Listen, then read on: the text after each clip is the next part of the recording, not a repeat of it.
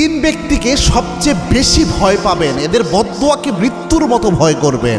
মনে রাখবেন, এরা যদি সামান্য মন খারাপ হয় আপনার আচরণে, আপনার জীবন শেষ হয়ে যেতে পারে। আল্লাহর দুনিয়ায় যত মানুষ রয়েছে প্রত্যেক মানুষকেই তো সম্মান করতে হয়, প্রত্যেক মানুষের সাথে ভালো আচরণ করতে হয়। বাট তিনজন ব্যক্তি এমন রয়েছে, তিন ধরনের ব্যক্তি রয়েছে যাদের সাথে কখনো উল্টাপাল্টা করতে হয় না, তাহলে কপাল নষ্ট হয়ে যেতে, তাকদীর থেকে ভালো জিনিস পর্যন্ত নষ্ট হয়ে যেতে পারে। এটা মারাত্মক। এক নাম্বারের প্রত্যেকটা হাদিস থেকে পাওয়া যায়, হাদিসের আলোকে জানা যায়।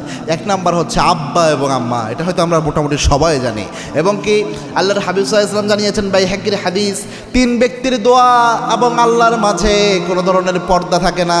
তিন ব্যক্তি যদি দোয়া করে, দোয়া করার সাথে সাথে আল্লাহ রাব্বুল আলামিন কবুল করে নেয়। তার মধ্যে আব্বা এবং আম্মা যদি দোয়া করে, দোয়া করলেই আল্লাহ কবুল করে নেয়। সুবহানাল্লাহ। আব্বা আম্মার দোয়া কবুল হয় এবং আব্বা আম্মার বদদোয়াও কিন্তু কবুল হয়ে যায়। এজন্য আব্বা আম্মা যেন দোয়া করে, এই জন্য আল্লাহর আব্বা আম্মার কাছে সবসময় দোয়া চাইবেন, বদদোয়া নেবেন না। এটা মারাত্মক বিষয়। দুই নাম্বার হচ্ছে কোনো মাজলুম ব্যক্তি, যে ব্যক্তি জুলুমের শিকার হয়েছে, এরকম কোনো ব্যক্তির কাছে কখনো বদদোয়া নেবেন না। মাজলুম ব্যক্তির বদদোয়া কিন্তু সরাসরি কবুল হয়ে যায়, এবং আল্লাহর হাবিব জানিয়েছেন লা হিজাবু বাইনাহু ওয়া বাইনাল্লাহ।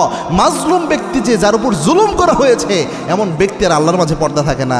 কোনো ব্যক্তির উপর জুলুম করা হলো, অথবা কোনো ব্যক্তির পরিবারের কোনো সদস্যের উপর জুলুম হয়েছে, যার কারণে পুরো পরিবার মাজলুম শিকার, এরকম ব্যক্তির কাছে কখনো বদদোয়া নেবেন না। পারলে দোয়া নেবেন, ভালো আচরণ করবেন, সাহায্য করবেন, তাহলে আপনার কপাল খুলে যাবে।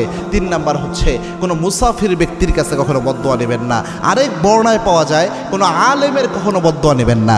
আলেমদের বদদোয়া খুব মারাত্মক। এই জন্যে কোনো আলেম, ভালো আল্লাহর ওয়ালি, এরকম ব্যক্তির কাছে কখনো বদদোয়া নেবেন না। এই তিন ব্যক্তি থেকে সবসময় সাবধান থাকবেন, যেন তাদের মন খারাপের কারণ আপনি না হন, তাদের বিরক্তের কারণ যেন আপনি না হন। তাদের সাথে সবচেয়ে ভালো আচরণ করবেন, বিশেষ করে আপনার আব্বা আম্মার সাথে সেরা আচরণটা আপনি দিবেন।